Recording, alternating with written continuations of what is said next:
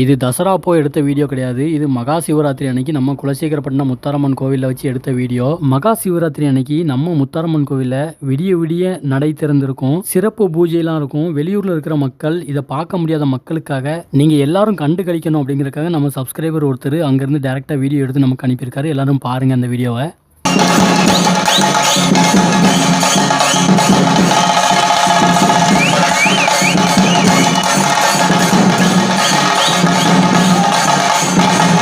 இந்த வருஷம் கொலசையில் வில்லுப்பாட்டு பாட வந்தவர் என்ன பண்ணிட்டாருன்னா, தலையில் நெருப்பு வச்சுக்கிட்டே பாட ஆரம்பிச்சிட்டாரு. இவர் இப்படி பாட ஆரம்பித்ததும் அங்கே இருந்த நிறைய பேர் அருள் இறங்கி சாமி ஆட ஆரம்பிச்சிட்டாங்க. இங்கேருந்து பார்க்குறதுக்கு தலையில் தீச்சட்டியை வச்சுட்டு பாட்டு பாடுற மாதிரி இருக்கும். ஆனால் அவர் தலையில் வச்சுருக்கிறது வந்து கற்பூரம், விபூதி, இந்த ரெண்டும் தான் வச்சிருக்கிறாரு. விபூதியை போட்டுட்டு அதுக்கு மேலே கற்பூரத்தை வச்சு தீயை கொளுத்திட்டு பாட்டு பாடிட்டு இருக்காரு. இந்த வீடியோவில் பார்த்துருந்தீங்கனாலே தெரிஞ்சிருக்கும். ஸ்டார்டிங்கில் வந்து ஆளே ரொம்ப கம்மியாக தான் இருந்திருப்பாங்க. ஒரே ஒரு அம்மா மட்டும் சாமி ஆடிட்டு இருப்பாங்க.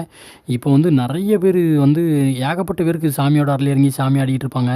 ஒருத்தராக அங்கங்கே இருந்து சாமி ஆடிட்டு இருப்பாங்க பாருங்கள். இவர் வந்து இந்த சாமியை வந்து அழைப்பு கொடுத்துருப்பாரு. இந்த வில்லுப்பாட்டில் அக்கா தங்கச்சி 8 பேரோட கதையை சொல்லி வாராளமான்னு ரொம்ப ஒரு ஆக்ரோஷமாக சாமி பாட்டு பாட பாட இவரோட அந்த வில்லுப்பாட்டில் உள்ள சக்தியை பாருங்கள். எல்லாருமே சாமி வந்து ஆடுறாங்க.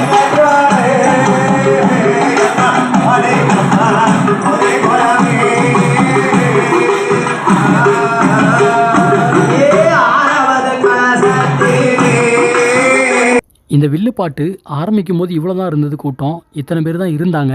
ஆனால் கொஞ்ச நேரம் கழித்து எவ்வளோ கூட்டம் இருக்குதுன்னு